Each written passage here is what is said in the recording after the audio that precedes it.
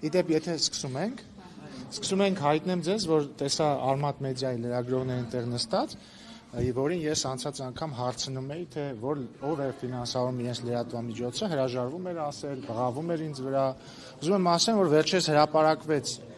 ռուսաստանցի օլիգարխ Սամվել Կարապետյանի թիմակիցներից մեկի հայտարարագիրը եւ պարզվեց, որ Արմատ մեդիան պատկանում է նրան։ Բոլորդ իմացեք, որ Արմատ մեդիան ֆինանսավորում է ռուսաստանցի օլիգարխի մոտ գտնվող անձանց կողմից։ Հիմա խնդրում եմ ձեր հարցը։ Եթե ունեք ասելիք, եկեք ստեղից ասեք, եթե չէ, խնդրեմ։ Պարոն Ռուբինյան, ես ուզում եմ հարցնել պարգևատրությունների մասին, կան տեղեկություններ, որ արդեն ազգային ժողովի պատգամավորները ստացել են պարգևատրություններ, եթե հարմար եք գտնում, կարող եք հրապարակել դրա չափը։ Բոլոր պաշտոնյաների հայտարարագրերը հրապարակվում են ամեն տարվա մոտավորապես ամռան ամիսներին, կտեսնեք, ոչ մի գաղտնիք չկա, հանգիստ եղեք։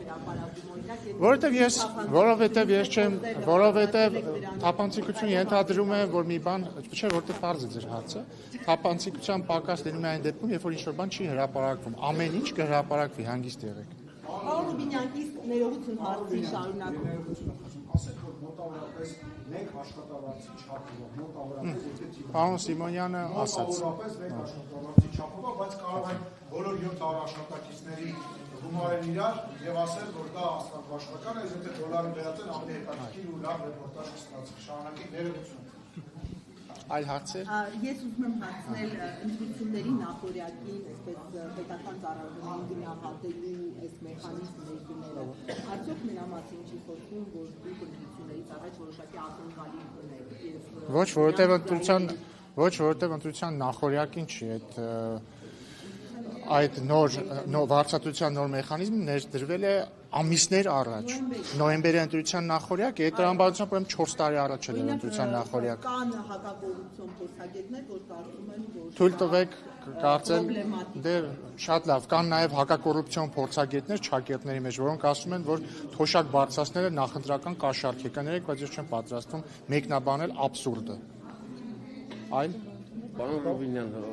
ուրեմն ատելության խոսքի դեմ քաղաքացիական եւ վարչական նոր պատասխանատվությունը հիմա մշակվում արդարադատության նախարարությունն է շրջանառության մեջ դրել օրինակից, ինչպես է որոշվելու, որն է ատելության խոսք, որը չէ։ Ես տեղյակ չեմ նման նախագծի մասին, կներեք, երբ որ տեղեկանամ կարողանամ մեկնաբանել։ Պարոն Ռուբինյան, Ռոբերտ Քոչարյանը ոդկասթում անդրադարձել կատարել նաև իշխանության կողմից ստացած պարգևավճարներին, պարգևատրումներին,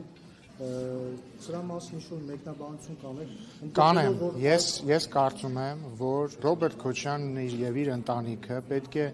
դադարեն երկարացնել եւ պետք է առանց վիճարկելու $200 միլիոն մուծվեն Հայաստանի Հանրապետության պետական բյուջե։ Թող իրենք դադարեն զբաղեցնել մեր դատավորներին, դատախազներին, փաստաբաններին եւ այսպես շարունակ։ Պետությունը իրենցից պահանջում է, դատախազությունը իրենցից պահանջում է բյուջե վերադարձնել ապօրինի ձեռք բերված $200 միլիոն։ Թող առանց երկարացնելու բերեն մուծեն բյուջե։ Քանի տարվա պարգևավճար կլինի, պարոն Ռուբինյան։ Չգիտեմ, տարբեր հաշվարկներով մի քանի հազար տարվա։ Պարոն Ռուբինյան, դուք ընտրությունների Իդեպ այդ որ հարցնում եք, բան Երբ պարգևավճարները, ես ունես կուզեմ, որ դուք այս բոլորդ, ովքեր որ ամեն անգամ հարցնում եք պարգևավճարների մասին, մի անգամ Քոչարյանին հարցնեք այդ $200 միլիոն մասին, ես կուզեի լսել։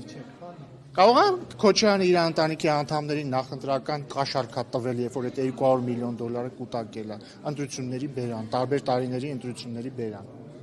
Բայց չի կապացուցել, քրեական գործով չկա։ Դե շատ լավ, դե կսպասենք ապացույցները կլինեն, էլի։ Բայց բնականաբար իհարկե ցանկացած լսող առաջին հերթին մտածելու է, որ այստեղ որևէ ապօրինություն չկա։ Իհարկե, պարոն Քոչարյանը իր որդին Հայաստանի ամենատաղանդավոր բիզնեսմեններն են։ Իրենք $200 միլիոն,